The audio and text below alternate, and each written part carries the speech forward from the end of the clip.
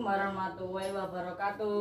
Hai teman-teman, perkenalkan nama saya Milan Adrian Pratama Wijaya, nomor absen 9, kelas 6B. Saya bersekolah di SDN Kebonsari 1 Tuban. Kali ini saya akan mempresentasikan tentang karakteristik salah satu negara anggota ASEAN. Tapi sebelum itu saya akan menjelaskan sedikit tentang ASEAN. Tahukah kalian apa itu ASEAN? ASEAN atau Association of Southeast Asian Nations adalah sebuah organisasi geopolitik dan ekonomi yang didirikan oleh negara-negara yang berada di kawasan Asia Tenggara. Dalam bahasa Indonesia, ASEAN juga disebut dengan Perbara atau Perhimpunan Bangsa-Bangsa Asia Tenggara. ASEAN berdiri pada tanggal 8 Agustus 1967 di kota Bangkok, Thailand. Tujuan dibentuknya ASEAN antara lain: 1. Mempercepat pertumbuhan ekonomi, sosial, dan budaya. 2. Meningkatkan perdamaian dan stabilitas regional. 3. Meningkatkan kerjasama yang aktif. 4. Saling memberikan bantuan dalam bentuk saran, sarana pelatihan, dan penelitian. 5. Bekerja sama secara lebih efektif dalam bidang pertanian dan industri. 6. Memajukan pengkajian mengenai Asia Tenggara.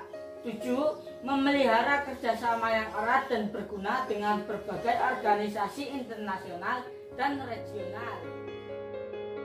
ASEAN didirikan oleh 5 negara, yaitu Indonesia yang diwakili oleh Adam Malik, Filipina yang diwakili oleh Narciso Ramos, Singapura yang diwakili S. Raja Ratnam, Malaysia yang diwakili oleh Tun Abdul Razak, dan Thailand yang diwakili oleh Tanat Kumar. Saat ini anggota ASEAN ada 10 negara, yaitu Indonesia, Singapura, Filipina, Malaysia, Thailand, Brunei Darussalam, Vietnam, Laos, Myanmar, dan juga Kamboja. Itulah sedikit penjelasan dari saya tentang ASEAN. Sekarang saya akan menjelaskan karakteristik salah satu negara ASEAN, yaitu Indonesia. Indonesia adalah salah satu negara di kawasan Asia Tenggara yang bergabung dengan ASEAN, sekaligus pendiri dari ASEAN. Indonesia dengan nama resmi Republik Indonesia, ibu kota Jakarta, pemerintahan berbentuk republik, kepala negaranya dipimpin oleh presiden, dan kepala pemerintahannya adalah presiden. Bahasa resmi Indonesia adalah bahasa Indonesia dengan mata uang rupiah. Hari kemerdekaan 17 Agustus 1945 dengan lagu kebangsaan Indonesia Raya. Indonesia terbentang dari Sabang sampai Merauke dan merupakan negara di kawasan Asia Tenggara yang paling luas wilayahnya. Indonesia sendiri adalah negara yang berbentuk kepulauan yang terbesar di dunia dengan jumlah pulau lebih dari 17.000 pulau. Selain itu, Indonesia juga dikenal sebagai negara maritim karena memiliki wilayah laut yang cukup luas. Untuk membedakan Indonesia dan negara-negara di kawasan Asia Tenggara yang lain, yuk kita bahas. Yang pertama adalah kondisi geografis Indonesia.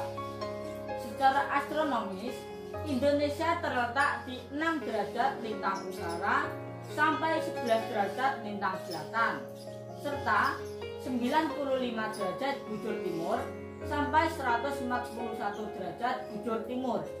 Berdasarkan letak astronomis ini, dilihat dari garis lintangnya, Indonesia termasuk ke dalam iklim tropis.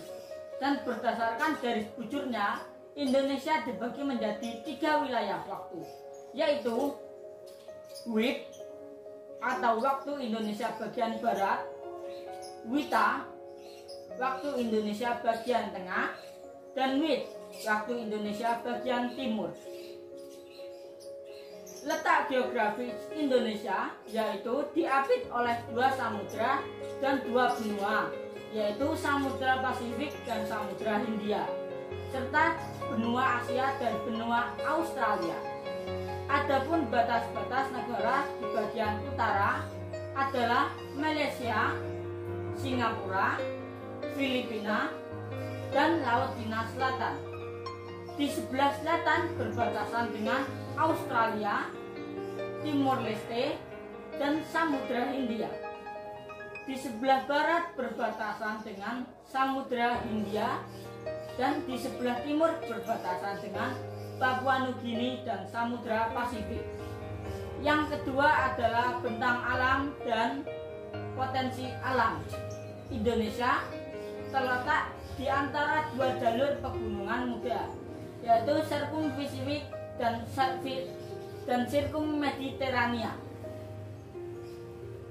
Selain itu, Indonesia juga berada di beberapa lempengan bumi. Akibatnya bentang alam di wilayah Indonesia menjadi beragam. Permukaan bumi memiliki perbedaan ketinggian secara vertikal atau disebut relief. Salah satu relief yang ada di Indonesia contohnya dataran rendah, dataran tinggi, pegunungan, depresi, dan peneplain. Saya akan memberikan contoh bentang alam yang sangat terkenal di Indonesia, yaitu Gunung Jayawijaya, dataran tinggi Dieng, sungai terpanjang yaitu Sungai Kapuas, danau terbesar yaitu Danau Toba. Selain bentang alam, potensi alam yang dimiliki Indonesia antara lain tanahnya subur, memiliki garis pantai dan laut yang luas, kaya akan sumber daya alam, memiliki sumber energi alternatif yang melimpah. Dan yang ketiga adalah sumber daya alam di Indonesia. Dari sektor pertanian menghasilkan beras, jagung, buah-buahan, dan sayuran. Dari sektor perkebunan menghasilkan kelapa sawit, kopi, teh, karet, cengkeh, dan kelapa. Dari sektor kehutanan menghasilkan kayu dan rotan. Dari sektor pertambangan, ekspor utama Indonesia adalah migas atau minyak bumi dan gas, serta hasil sumber daya lain seperti karet, kayu, rotan, dan lain-lain. Yang keempat adalah sosial budaya di Indonesia. Indonesia memiliki penduduk terbesar di Asia Tenggara dengan beraneka ragam suku. Tercatat kurang lebih 1.340 suku bangsa dan 300 suku etnik dengan tradisi budaya yang masih dipegang teguh. Oleh karena itu, Indonesia juga disebut dengan negara multikultural. Di samping itu, Indonesia juga memiliki banyak peninggalan bangunan bersejarah dan budaya. Salah satu bangunan bersejarah yaitu bangunan monumental di Indonesia adalah Candi Borobudur.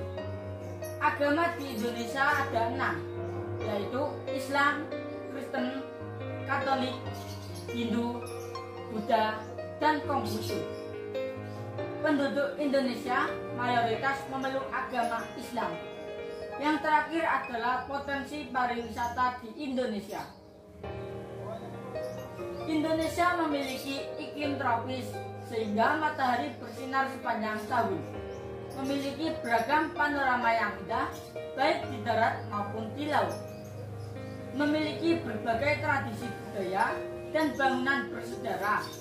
Contohnya seperti Raja Ampat, Candi Prambanan, Tari Ketak, Pulau Komodo, Taman Nasional Bunaken, dan Gunung Bromo.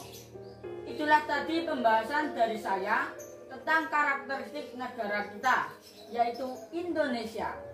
Terima kasih dan sampai jumpa lagi teman-teman.